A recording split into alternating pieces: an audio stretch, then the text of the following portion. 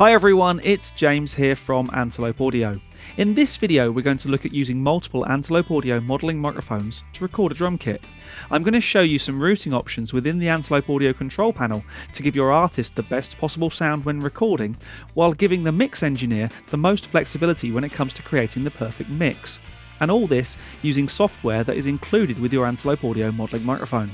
Okay, so let's get to it.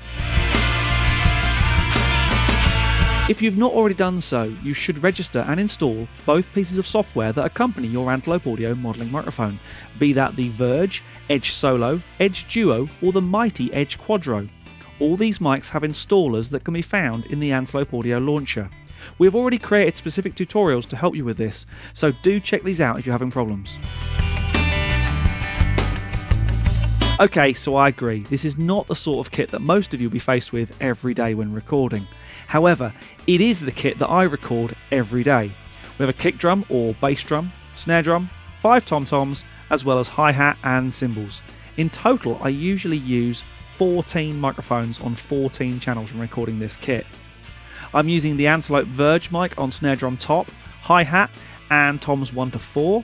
I'm using the Edge Solo on my 16-inch floor tom and the Edge Quadro for my stereo overhead mic.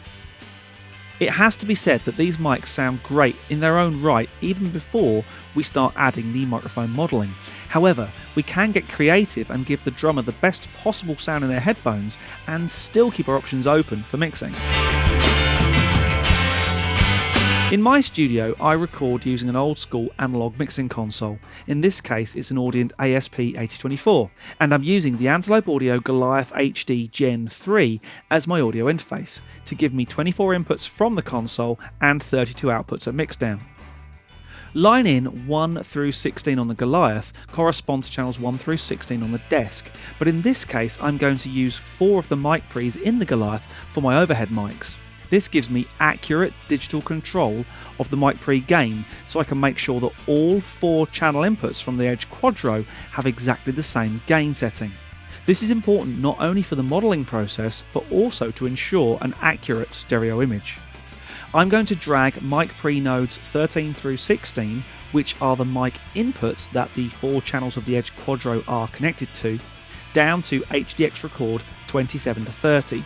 I'll then allocate the channel inputs accordingly. I'm using 2 stereo channels in Pro Tools, a pair for the left side and a pair for the right. I'm routing to HDX record as I'm using an Avid HDX card as my computer connection. If you're using Thunderbolt as your computer connection type, you can use the Thunderbolt TB record channels. If you're using an interface where USB is your computer connection type, this is also the same when it comes to routing. Just remember that you may have a limited channel count. Where this gets interesting is I can also drag from nodes 13 through 16 in the mic emulation path to channels 23 through 26 in HDX record, and also record 2 pairs of stereo tracks with the mic emulation. I'm going to choose the Vienna 12 model and leave it set to a cardioid pattern. I could change the polar pattern if I wish, in this case to anything between figure 8 and omni, but with my somewhat compromised overhead position, I feel cardioid will probably sound best. The Edge Quadro is effectively a pair of stacked Edge Duo mics. I like working this way as it means if I need to, I can have a different mic on each of the overheads, or have a different gain setting from left to right, should the need arise. So we've sound checked, now it's time for a take.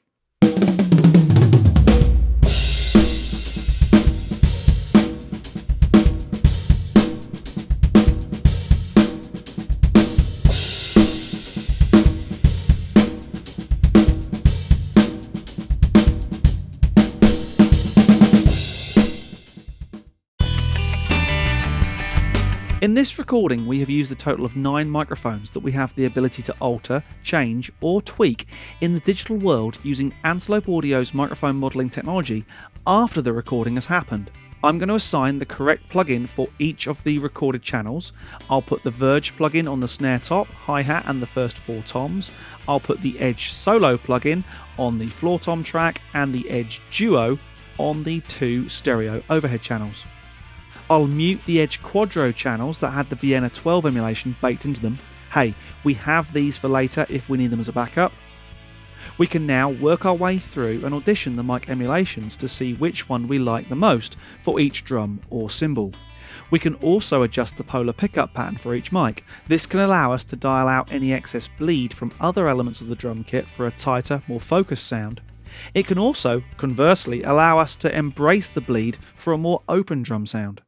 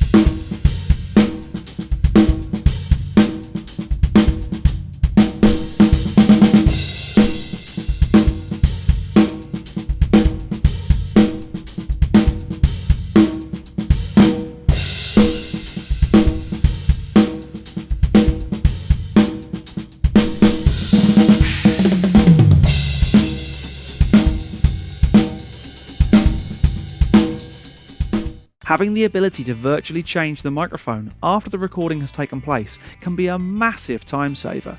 If you're not digging the mic choice for the tom channels, you can change it for something that more suits your tastes or the needs of the track. I'm not normally a fan of ribbon mics for overheads, as I like a nice bright drum sound, but I know there'll be a time when I wish I'd recorded with a pair of 4038s. Now I don't have to make the choice in advance, I can decide what works best for the music while listening to the music. So I hope you enjoyed that, and I've given you some ideas for how you can use the Antelope Audio range of modelling microphones in your next recording. My name's James Ivey, and I'll see you again very soon.